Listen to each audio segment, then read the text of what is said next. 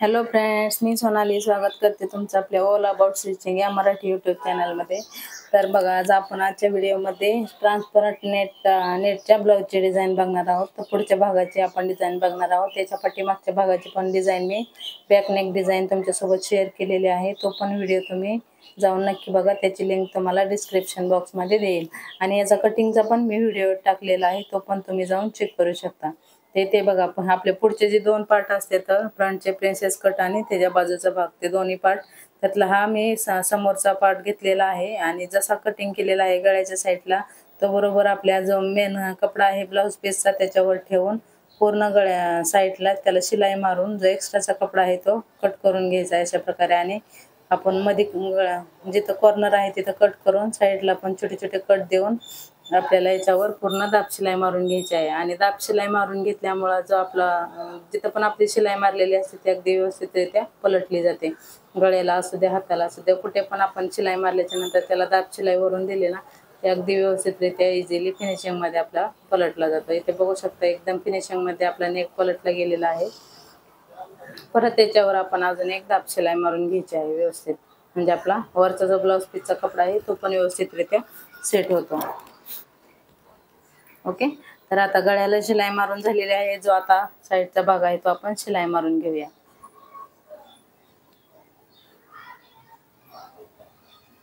आता पूर्ण शिलाई मारून झालेली आहे। जो साईडचा एक्स्ट्रा कपडा आहे आपला ब्लाऊज पीसचा तो कट करून टाकायचा आहे। इथे बघा, पूर्ण आपला व्यवस्थितरित्या एक पार्ट रेडी झालेला आहे। आता जो पार्ट बाजूचा प्रिन्सेस कटचा जो पार्ट असतो तो आपण रेडी करून घ्या। अशा प्रकारे समोरासमोर दोन्ही पण पार्ट ठेवून आपल्याला याला शिलाई मारून घ्यायची आहे। आणि ही आपण दोन्ही पण पार्ट कच्चे जोडत असताना, त्यामुळे तुम्ही इथं 5 नंबरची शिलाई मारू शकता किंवा मग तुम्ही फेविकॉलने पण चिकटू शकता। जो फॅब्रिक ग्लू येतो ना आपला शिलाई कामसाठी, तो घेऊन तो पण चिकटवू शकता। त्यामुळे काय होतं, आपला ब्लाऊज खूप पटकन शिवला जातो आणि वेळ पण वाचतो। मग आपले ब्लाऊज पण जरा जास्त शिवून होते। तुम्ही कोणती पण ट्रिक यूज करू शकता, मी शक्यतो शिलाई मारते। ते बघा, आता दोन्ही पार्ट आपले रेडी झालेले आहेत। आता जोडताना बघा, नेहमी प्रिन्सेस कटचा जो पार्ट असतो तो आपल्याला खालूनच जोडायला चालू करायचा असतो, ही गोष्ट लक्षात ठेवायची। कारण वरच्या आर्महोलच्या साईडला आपल्याला जरी थोडंफार कमी जास्त झालं तरी आपल्याला फ्रंट आर्महोल तिथं कट करायचा असतो ना, त्यामुळे तो आपला व्यवस्थितरित्या होऊन जातो। आणि वरून जॉईंट केला तर मग आपला जो प्रिन्सेस कटचा शेप आहे तो पूर्णपणे बिघडतो। त्यामुळे खालूनच जोडायला चालू करायचं। तर एका साईडचं जोडून झालेलं आहे, आता मी दुसऱ्या साईडचं जोडून घेते। तोपर्यंत तुम्ही चॅनलला जर सबस्क्राईब केलं नसेल तर सबस्क्राईब नक्की करा। आणि कमेंट करून सांगा तुम्हाला ही ब्लाऊज डिझाईन आवडली का नाही, ते पण मला कमेंट करून सांगा। त्यासाठी तुम्हाला व्हिडिओ शेवटपर्यंत बघायला लागेल। ओके, ते बघा, आता दोन्ही पार्ट आपले जोडून झालेले आहेत। खूप पटकन होता हा ब्लाऊज शिवून। ते बघा, आता दोन्ही पार्ट जोडून झालेले आहेत। जो आता आपला वरचा जो नेटचा पार्ट आहे तो आपण जोडून घेणार आहोत। तर इथे बघा, जो आपण अस्तरवट कट केलेला होता ना, तो नेटवर ठेवून एकदम व्यवस्थित त्याच्यानुसारच कट करून आपल्याला घ्यायचा आहे। इथे आपण गळा कट करायचा अगोदर, आणि नंतर खाली जिथं आपण गळ्याच्या साईडला जोडणार आहोत तिथे 1 किंवा 1.5 इंच एक्स्ट्रा ठेवून आपल्याला बाकीचे नेट आहे ते कट करून घ्यायचे आहे। तिथे बघा, अशा प्रकारे जो साईडची एक्स्ट्रा नेट आहे ती कट करून घ्यायची आहे। आणि इथं पण मार्किंग करून घ्यायचं, म्हणजे आपल्याला समजतं शिलाई मारताना की बरोबर आपल्याला इथूनच शिलाई मारायची आहे, म्हणजे आपला गळा मोठा होत नाही। नाहीतर मग कमी जास्त झालं ना, ते एक तर कमी झालं तर गळा छोटा होऊ शकतो, किंवा मग खाली अजून जास्त खाली आलं तर आपला पुढचा गळा खूप मोठा होऊ शकतो। नेट जास्त खाली आले की मग कस्टमरला पण प्रॉब्लेम होऊ शकतो। त्यामुळं जोडताना आपल्याला व्यवस्थित त्याच्यात जोडायचं आहे। अशा व्यवस्थित पिना लावून घ्यायच्या, म्हणजे काय होतं, आपल्याला शिलाई मारताना जास्त प्रॉब्लेम येत नाही। आपल्याला पूर्ण ब्लाऊज व्यवस्थित सेट करून घ्यायचा आणि पिना लावून पण व्यवस्थित सेट करायचं। तर इथे बघा, सगळीकडे मी अगदी व्यवस्थित पिना लावून घेतलेला आहे। आता याला आपण शिलाई मारून घेऊया। आणि पिना लावल्याच्या नंतर पण आपल्याला एकदा चेक करायचं आहे की आपण पिना लावलेला भाग पूर्ण एकदम व्यवस्थित आहे का, नेट कमी जास्त झाले नाही हे चेक करायचं आहे।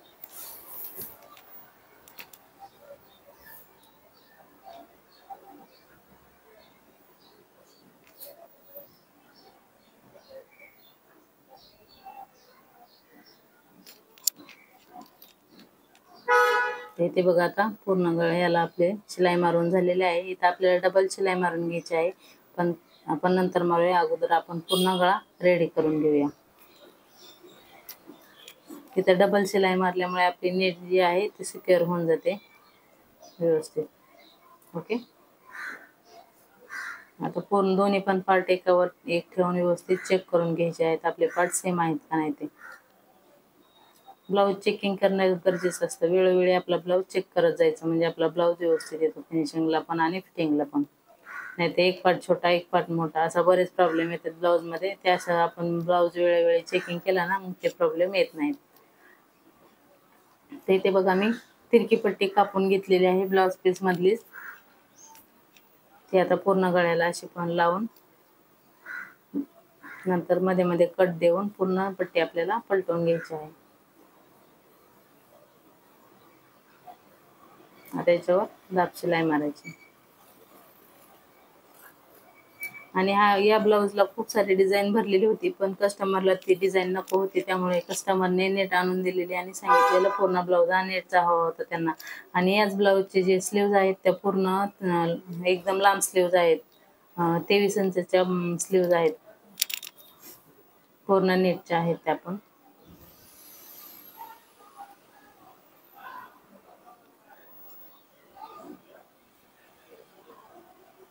तर इथे बघा आता पुढचा भाग रेडी झालेला आहे. याच्यात अजून एक ट्विस्ट म्हणजे इथं बघा आपण पाठीमागे पण हुक केलेले नाहीत आणि पुढे पण हुक केलेले नाहीत. आपल्या साईडला पण चेन लावायची नाही. तर हुकासाठी इथं बघा बोट नेकच आहे, पुढे ओपन करणार आहोत आपण. वरती नेट आहे ना तेवढं पार्ट सोडून आपण बरोबर मधल्यामध्येच आपण इथं हुक लावणार आहोत. तर इथे बघा मी 6.5 इंचावर असं मार्किंग करून घेतलेलं आहे आणि इथून कट करून आपण इथं हुक लावणार आहोत अर्ध्यामध्ये.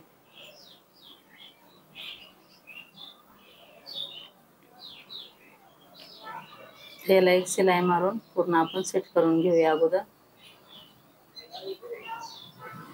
ते बघा शिलाई मारून मी घेतलेली आहे आणि इथं 3.5 इंचाची पट्टी घेतली. त्यातली एका साईडने मी फोल्ड करून घेतलेली आहे, कारण एक साईडला किनारी आहे.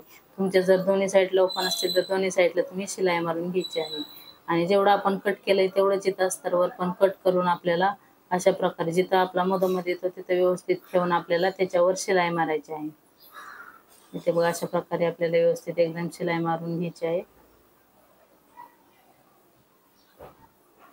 मध्ये कट द्यायचा आहे आणि पूर्ण परत दाब शिलाई देऊन जो आपण पट्टी लावलेली आहे त्यातल्या साईडला आपल्याला पूर्ण पलटी करून घ्यायची आहे.